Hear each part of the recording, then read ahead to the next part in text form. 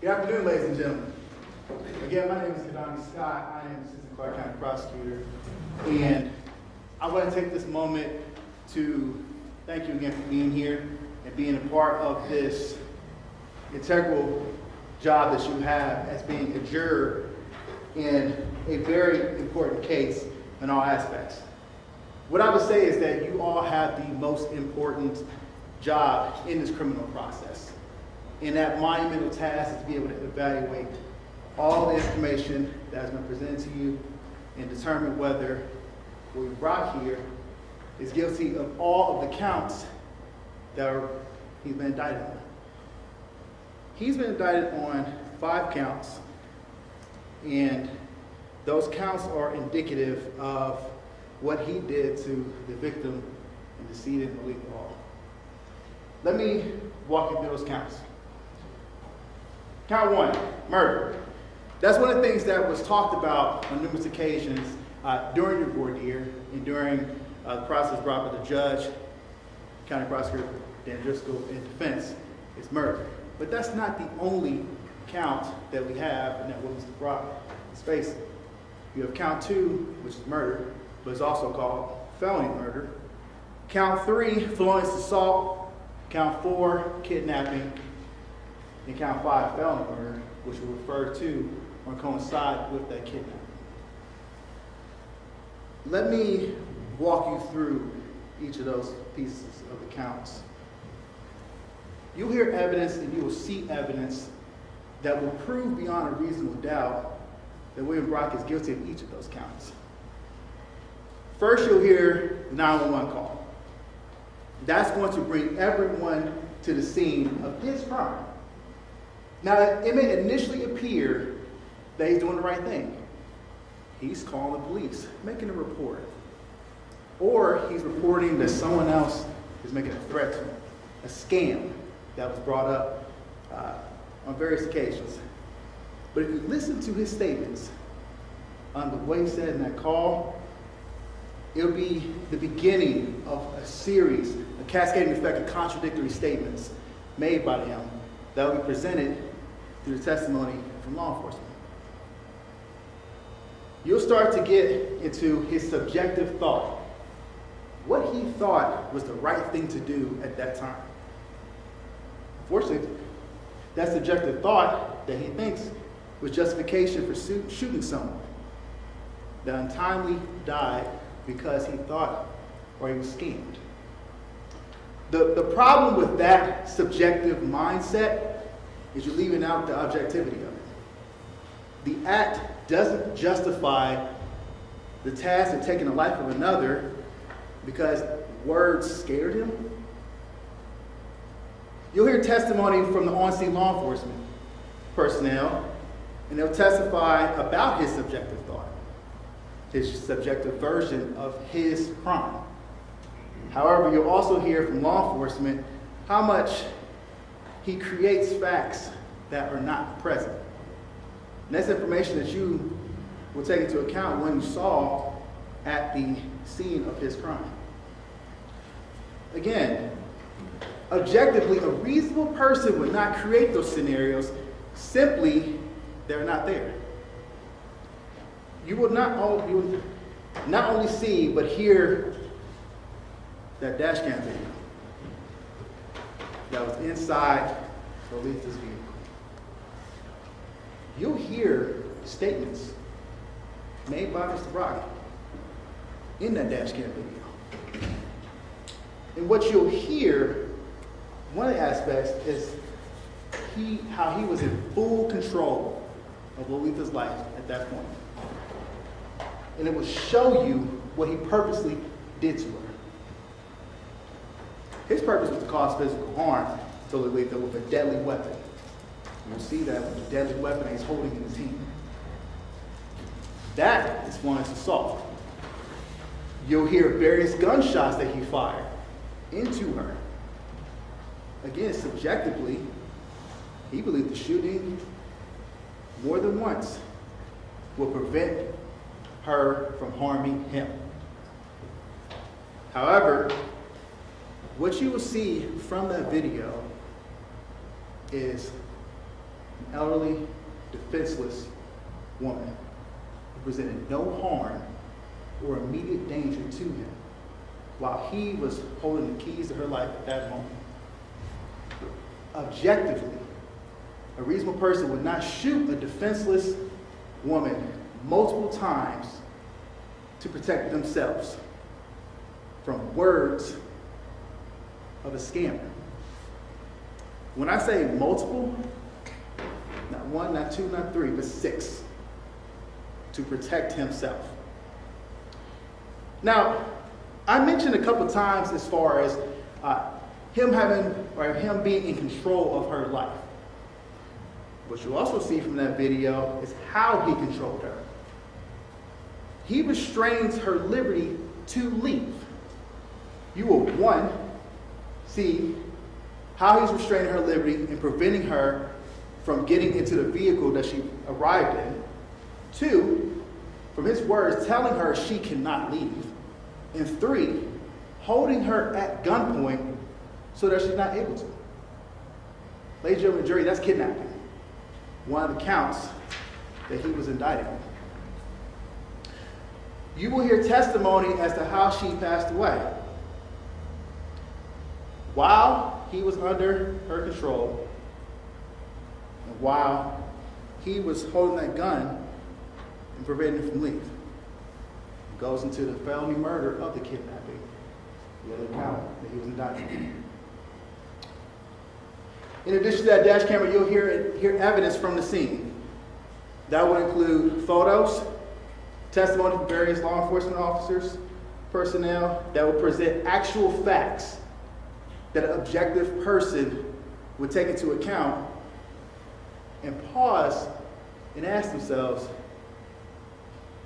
would they shoot someone multiple times before assessing the scene?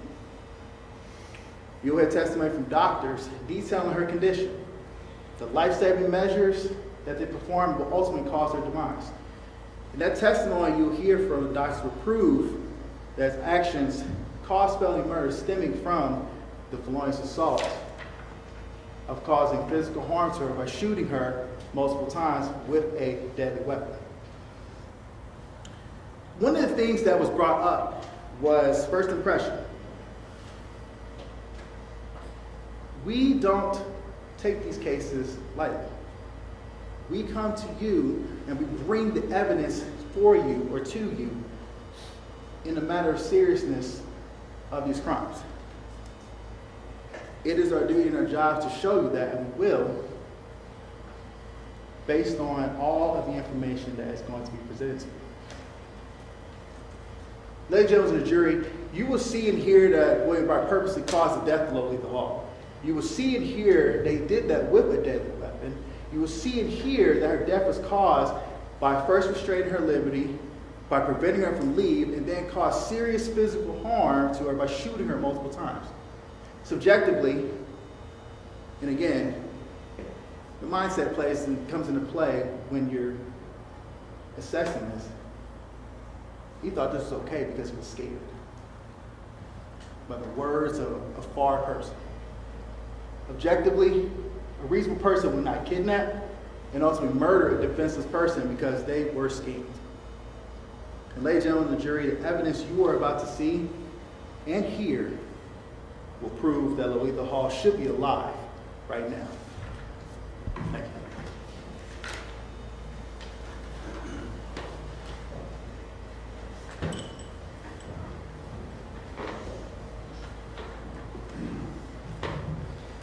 May it please this honorable court, members of the state, members in attendance. Ladies and gentlemen of the jury, you haven't heard the story. They haven't told you anything of what their investigation actually showed. They didn't tell you what actually happened on that morning. So let me tell you the whole truth, the whole story, without leaving parts out. Bill Brock, born 1942 in August, married for 52 years. His wife passed away in 2014. His father died when he was 17. He took over the farm at 17. Born in the house that you were in today, actually the one right next to it, and has lived there since the 60s, the house that you were in. He lived alone in that house for the last 10 years before this happened. The first thing you saw in that, when you went to the place this morning, was the front door. Some of you went up to the front door area. On that day, there was still a Christmas tree in front of him. It had been there since his wife had died. He hadn't gone through the front door in almost 10 years. That's the door they took his wife out. It's 8:36 in the morning. It's dry. It's March. Bill's getting ready to spread fertilizer. Nothing else on his mind. He gets a phone call. He gets a phone call from a very sophisticated organization, organized crime ring, is what I'll call it. We can use different names, but it's more than one person, and they're part of this scam, and it may be international. And it's not your normal one that calls up and tries to see if you'll take out a loan. This group's way more sophisticated than that. They call up Bill. They say, Bill, Matt has been arrested.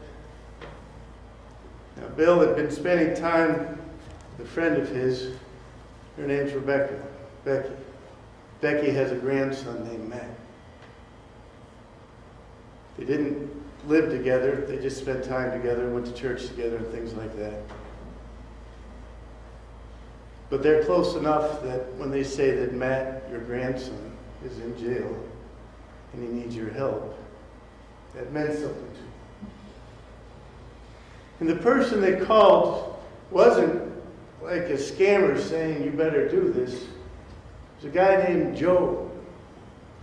He gave his last name, who was supposed to be a criminal defense lawyer. And Joe was going to be representing Matt. And Joe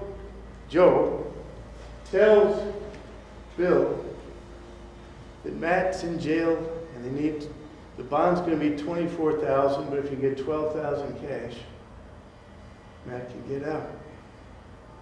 Now the story was that Matt, who's a truck driver, had hit somebody on 42, a woman, in a car. She was pregnant. And both of them passed away. It was really serious. So they spend about 30 minutes on the phone. And you'll see the phone records.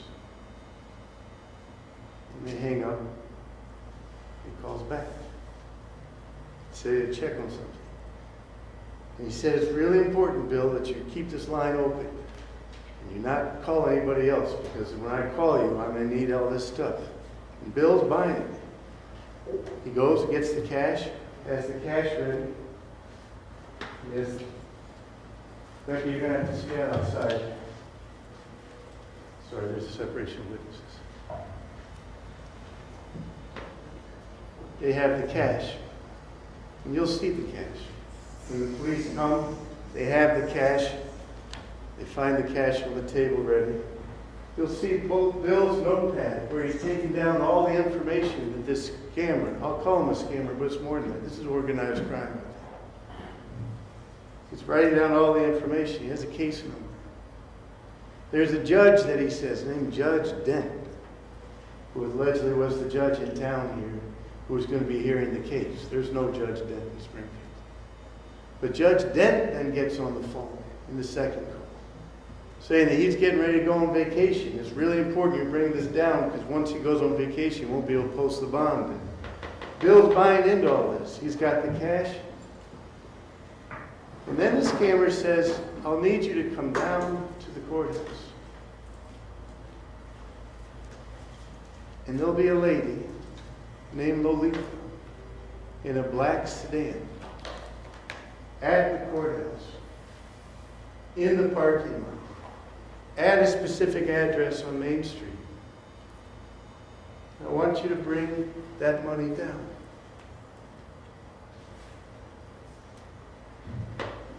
About the end of that conversation, the judge gets back on the phone and says how important it is. Bill asked the judge, "What's Matt's last name?" And the judge hangs up. Bill then, and you'll be able to see his records, tries to call Becky, who you just saw walk in, and you'll probably see her on the stand later. And he tries to call Matt, and he tries to call Matt's dad, Mark, who's Becky's son, to try to figure out what's going on. Becky doesn't answer the phone. She's out doing something. Matt and Mark also don't answer the phone. They're out doing something. You'll see this on the phone. He's trying to get in touch with people. He can't. Not knowing if this is a scam or real, since he can't get in touch with anyone, he calls the scammer back, thinking he's calling the lawyer back. The lawyer answers.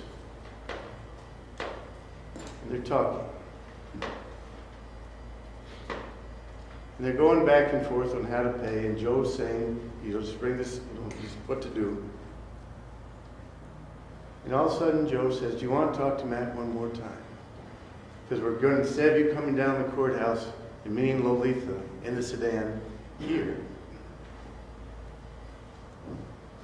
there's going to be a black sedan that's just going to pull into your driveway." Puts Matt, his grandson, back on the phone. Bill says, "Matt, what's your last name?" And he gets it wrong. It's close, but it's not right. He says, "Matt, what kind of truck do you drive?" He said, "A Ford 350. He's got a Dodge if we're talking the pickup, and he drives a Volvo semi if we're talking semis. And this is where it really changed.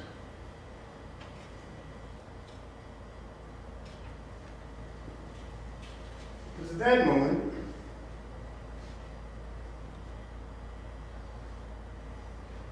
the phone gets handed to somebody else. And this person starts screaming at Bill,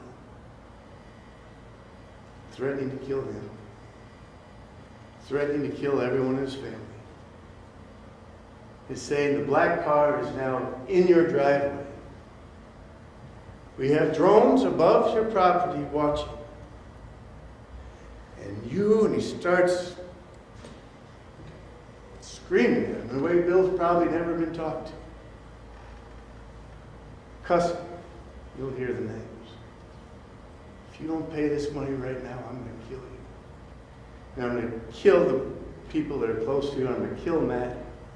I'm going to kill your family." And black sedan's there.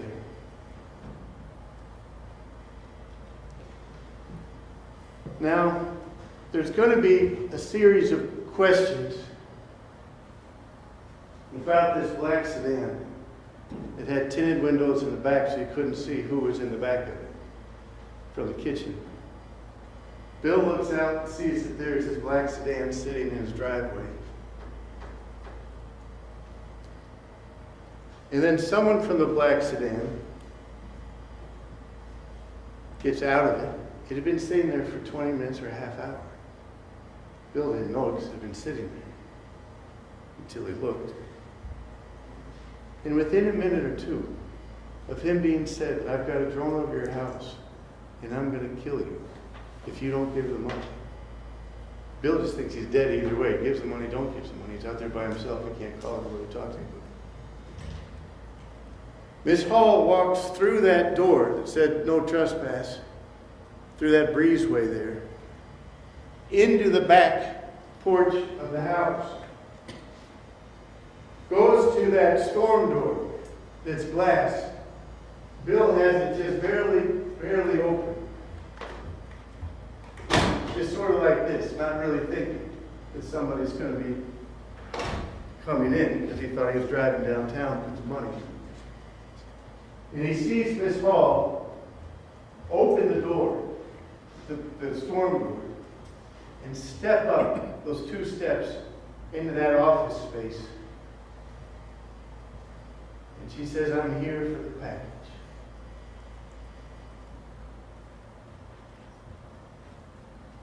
when the scammer, if you want to call them that, the organized crime representative or that group, said that they were going to kill him,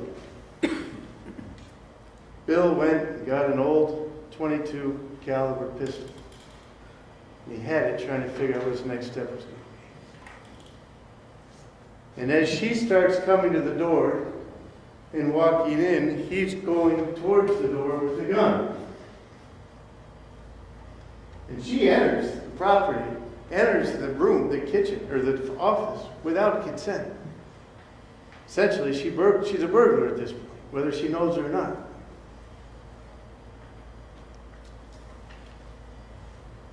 The scammer had told Bill, if you don't give her the money and I don't get a call from her saying that she has the money, I'm sending him in and you're dead.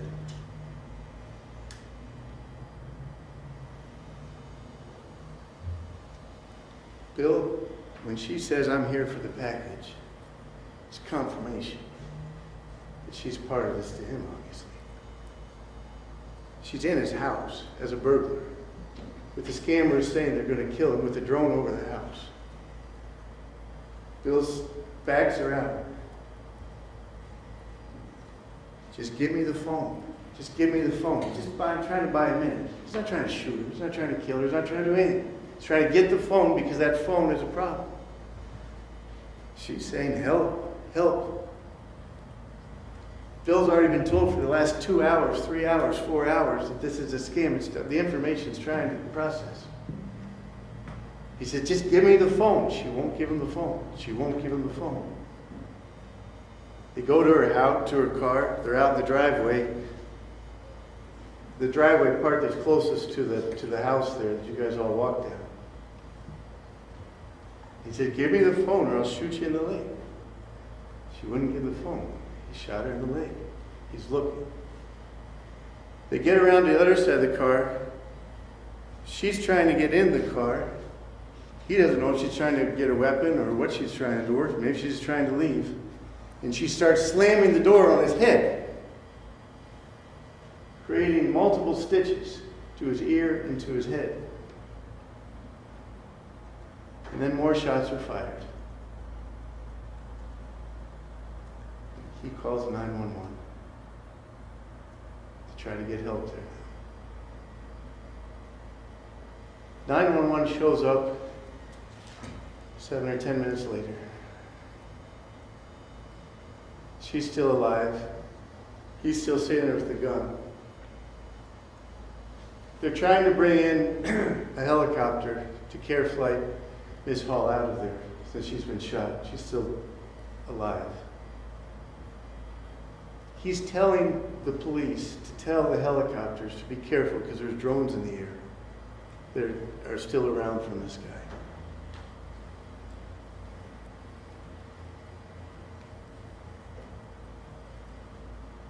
The scammer, they take Bill's phone from him after he calls 911, the police do. The scammer starts trying to call that. He calls 20 more times, trying to figure out what's going on. At one point, not the first or the second time, the third or the fourth time, the police pick up. Detective Cruz answers the phone. And the scammer at that point, hearing that it's somebody else and not Bill on the phone, starts trying to bully Detective Cruz. Well, this is the officer. And Detective Cruz is saying, who? And says, oh, you're in trouble. And then this scammer is so good that he actually was able to get information out of a trained detective, and a good one. He hangs up when Detective Cruz says, you know, we're the police or whatever, and she's been in an accident. And then he calls back, has the chutzpah to call back. Tries to figure out where Bill is. Tries to figure out, I assume where the money is. Detective Cruz says that Bill's now talking to the police, which obviously blows any chance of having him to come show up.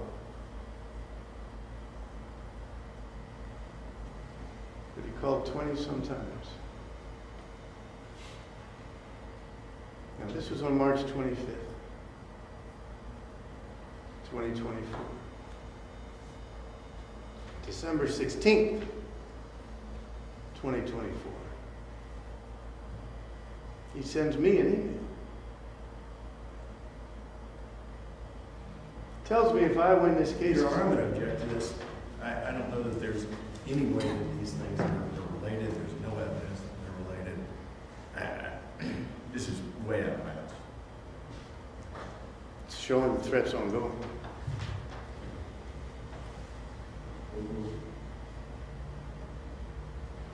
Sends me an email to my office. Yeah, the office. You might be watching now. And he says,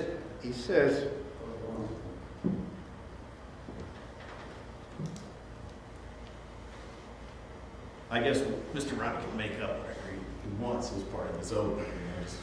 I have the email. It seems to me that I'll there's object. no connection between the two, or there's been no connection. All right, we'll let it through. That's what I'm going to think. Thank you. Says he'll gladly take my life if I win this case.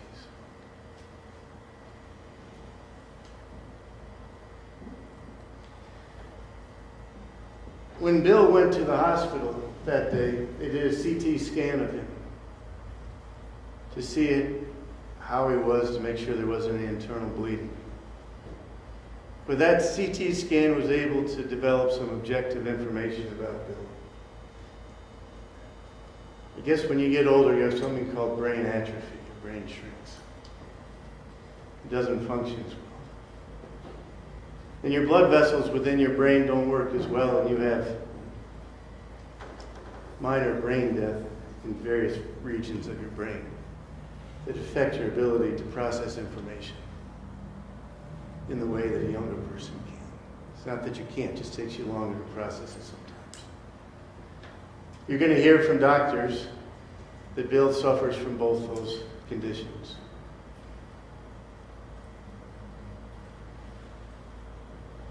So this wasn't just words.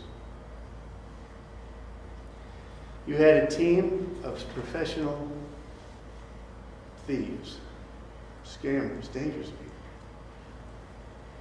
threatened to take his life.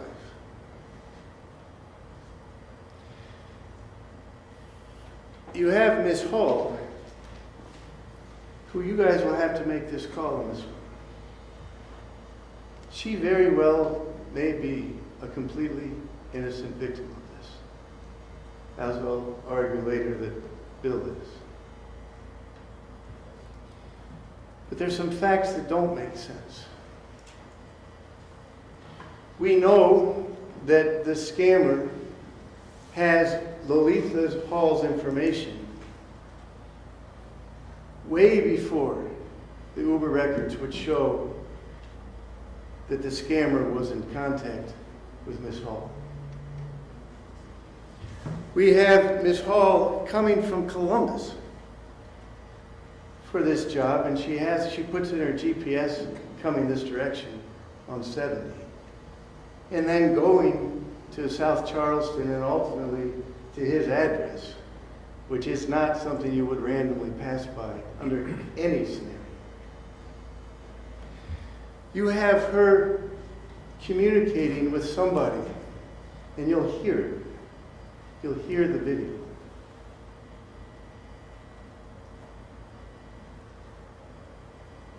I'm not suggesting that Miss Hall would be on the level at all of these scammers.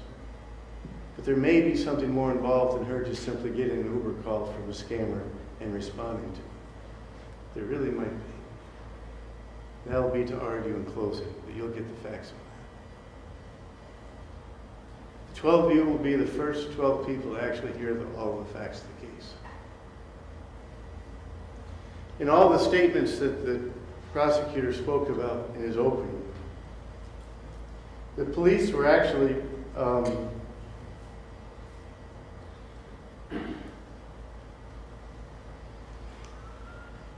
just picking up pieces of what Bill was saying as he's being treated by medics. They take him to the hospital, and then they release him. The FBI is involved in the case dealing with this scammer. And they've separated the two cases. The FBI on one side, and in this case on this side for some reason. So it's parts of the case we don't have access to and won't, because that's an ongoing investigation. But there's 4 things in self-defense. The state would have to prove to you, beyond a reasonable doubt, that Bill had something to do with creating the situation. Obviously, that's not true. He was just trying to spread fertilizer. That Bill did not have an honest belief that he was in imminent fear of death or serious physical harm. Obviously, that's not true. That Bill didn't have a reasonable belief when he's told that he's going to be killed, that there's drones over his head, and then a black sedan with tinted windows shows up at his house, and somebody he's never seen before comes out and burglar enters his house without permission, trespasses, and says, "I'm here for the package." Obviously, that'd be a reasonable belief. And lastly, they'd have to prove to you beyond a reasonable doubt that Bill's use of force was unreasonable in the circumstances. Bill believed that he was going to die, and that Matt was going to die. If Miss Hall made the phone call to these people saying that they didn't get their money.